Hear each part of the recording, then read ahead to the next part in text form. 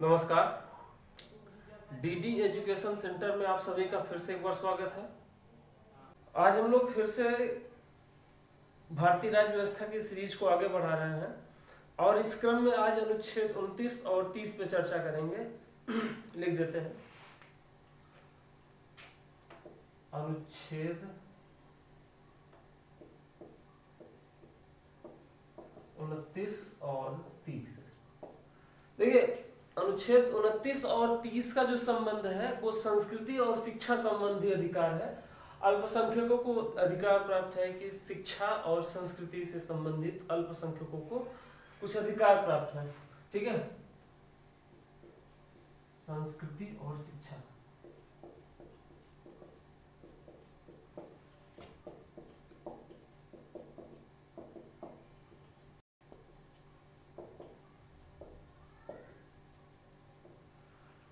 जिस तरह से क्रम है संस्कृति और शिक्षा का, उसी तरीके से अनुच्छेद में भी क्रम है।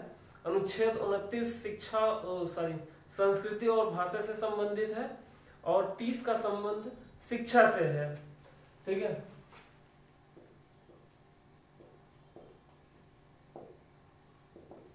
देखिए इसमें दो क्लासेस हैं, क्लास 1 क्लास 2। पहले खंड में कहा गया है कि भारत के राज्य क्षेत्र में रहने वाले सभी नागरिकों को यह अधिकार होगा कि वो अपनी संस्कृति और अपनी भाषा को बचाए रखें। इसी में अनुच्छेद 29 का दूसरा खंड है जो ये कहता है कि राज्य किसी भी व्यक्ति के साथ इस आधार पर भेदभाव नहीं करेगा कि उसका जन्म स्थान, मूल, वंश, धर्म, जाति, लिंग अलग अलग है। क्यों? राज्य कुछ विद्यालय खोलेगा जो कि राज्य की निधि से चल रही हैं या फिर राज्य से वित्त पोषित हैं। ठीक है, राज्य के द्वारा वित्त पोषित शिक्षण संस्थाओं में कोई भेदभाव नहीं किया जाएगा। ठीक है, संस्कृति और भाषा को बचाने का अधिकार, और इसमें है राज्य भेदभाव नहीं करेगा, नहीं करेगा। किनमें? जो राज्य द्वारा वित्त पोषित शिक्षण संस्थान है।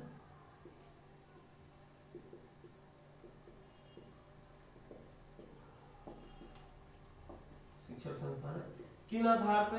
आधार ये रहेगा जाति, धर्म, जन्म स्थान,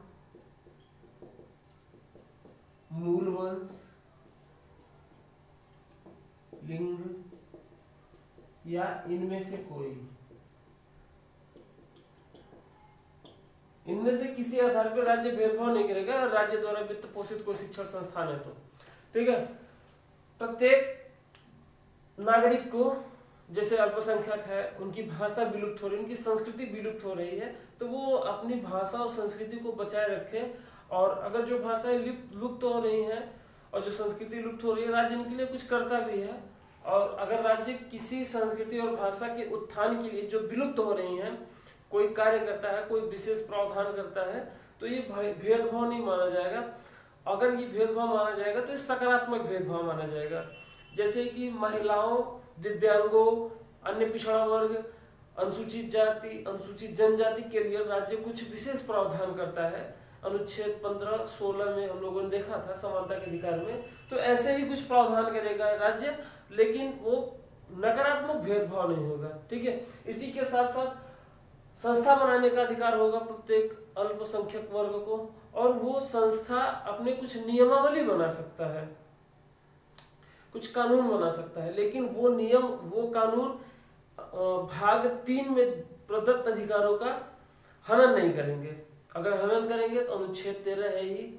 अनुच्छेद 13 कहता है कि कोई विधि, कोई प्रथा, कोई नियम, आदेश जो मूल अधिकार को कम करता है तो वो उतनी मात्रा में विधि शून्य हो जाएगा जितनी मात्रा में वो मूल अधिकारों को कम करता है।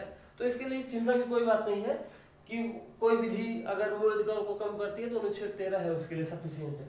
चलिए इसी के साथ अनुच्छेद 30 की बात कर लेते हैं। देखिए, अनुच्छेद 30 में भी दो क्लासेस हैं, एक और 2। ठीक है, शुरू में 2 थे, अब 3 हो गए हैं। एक में कहा गया है कि प्रत्येक वर्ग को, प्रत्येक अल्पसंख्यक वर्ग को अपने संस्कृति, अपनी धर्म को बचाने के लिए, के उत्थान के लिए शिक्षण संस्थान खोलने का अधिकार, शिक्षण संस्थान खोलने का अधिकार। ठीक है, देखिए इसमें यह है कि राज्य अगर इनके शिक्षण संस्थानों को, अल्पसंख्यक वर्ग के शिक्षण संस्थानों का अधिग्रहण करता है तो उसके संबंध में उतना कंपनसेशन देगा, मतलब उतना मुआवजा देगा जिससे कि उनके इस आधार का हनन न हो। उन्होंने अपनी संपत्ति लगा के उस संस्था को बनाया था, उस शिक्षण संस्थान को बनाया था।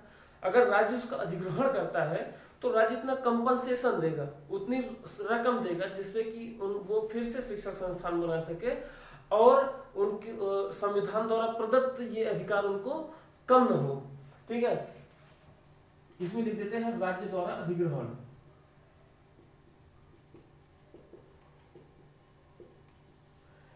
चलिए अनुच्छेद 30 का खंड 2, अनुच्छेद 30 का खंड 2 ये कहता है कि अगर कोई शिक्षण संस्थान है जो अपनी भाषा संस्कृति को उत्थान दे रही है, अपनी भाषा संस्कृति को बढ़ावा दे रही है, तो राज्य अन्य विद्यालयों की तुलना में इनके साथ कोई भेदभाव नहीं करेगा।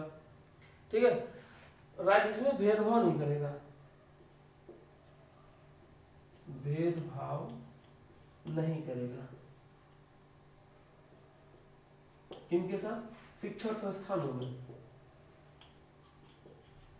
क्यों?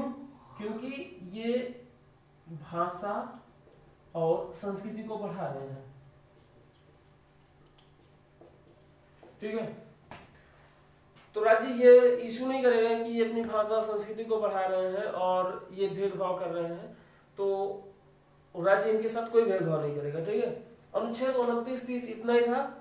अगर आपको कोई डाउट होता है, कोई क्वेश्चन होता है तो कमेंट सेक्शन में जरूर पूछिएगा, हम उसका जवाब जरूर देंगे। मिलते हैं अगले वीडियो में, तब तक के लिए धन्यवाद, नमस्कार।